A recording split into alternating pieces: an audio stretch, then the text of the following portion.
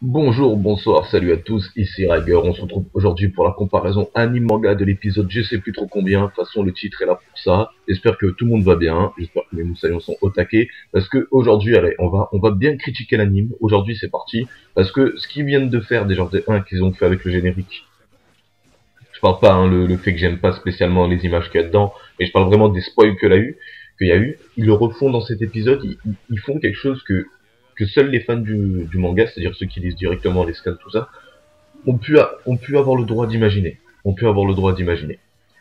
Euh, je vais parler donc du personnage. Alors vu que c'est l'anime, je vais éviter de dire son nom parce que ça pourrait quand même gâcher ceux qui n'ont pas vu venir les choses. Hein. On sait jamais, peut-être qu'il y a encore des pauvres âmes innocentes qui sont encore sauvées au moment où je vous parle. Et donc je vais vous parler du personnage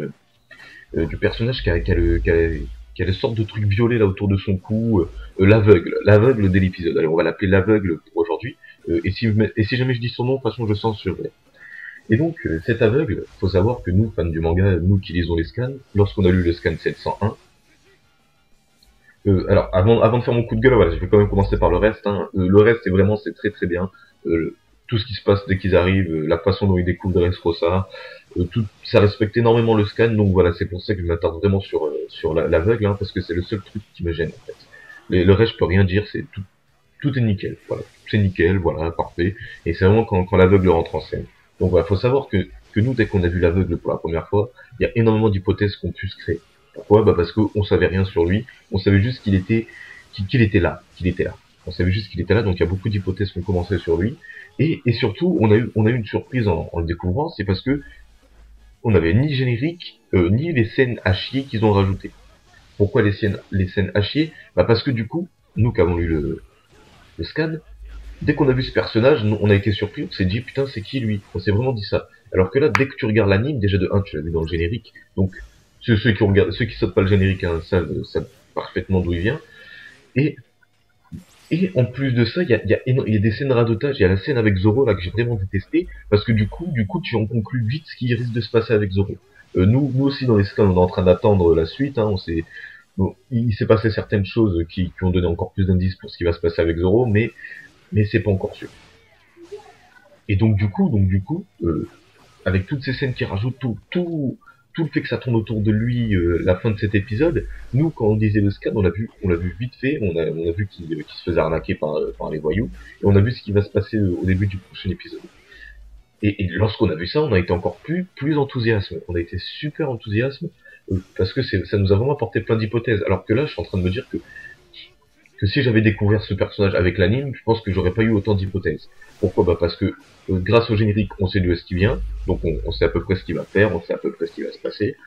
Et grâce à ces scènes, ce qu'on sait se confirme, mais comme on le savait déjà, il y a pas d'engouement. On n'est pas emporté par l'épisode. Il y a pas cette chose, il y a pas ce côté review que tu pourrais retrouver dans mes scans. Par exemple, si je faisais des reviews des animes, ce serait pas la même chose, j'aurais pas autant d'hypothèses. Parce que l'anime veut trop contrôler en fait ce que c'est comment on appelle ça, celui qui regarde le truc. Ce que c'est le public, mais j'ai un autre mot. Parce qu'il y a lecteur pour ceux qui lisent des trucs, ou pour ceux qui regardent les téléspectateurs. Putain, en plus c'est ça. Ils veulent trop contrôler ce que savent les téléspectateurs. Et ça, je comprends pas trop pourquoi, parce que lorsqu'on regarde les scans de One Piece, il y a beaucoup de choses, beaucoup de petits indices qui sont mis vite fait de côté. Euh, il y a beaucoup de choses, c'est comme un certain personnage que vous allez voir dans le prochain épisode, hein, si tout se passe bien. Un certain personnage que vous allez voir dans le prochain épisode qui va pas vous apporter le même que moi j'ai eu quand j'ai lu le scan. Vous l'avez peut-être eu pendant le générique, mais voilà.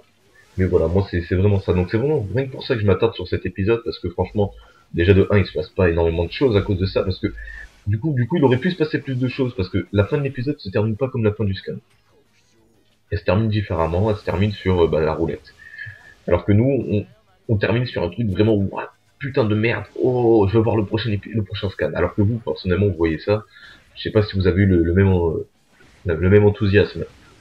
Donc voilà, c'est tout ce que j'ai à dire, hein, en fait, pour la comparaison, c'est vraiment fou, c'est vraiment fou furieux, c'est vraiment fou furieux, ce que j'ai à dire sur l'aveugle. Voilà, ils doivent dire pourquoi est-ce qu'ils rigolent. Ceux qui lisent les scans doivent dire putain, il a failli merder. Et donc voilà, donc sur ce, je vous dis à la prochaine pour le prochain épisode. C'était Rager. Restez en forme, les saillants.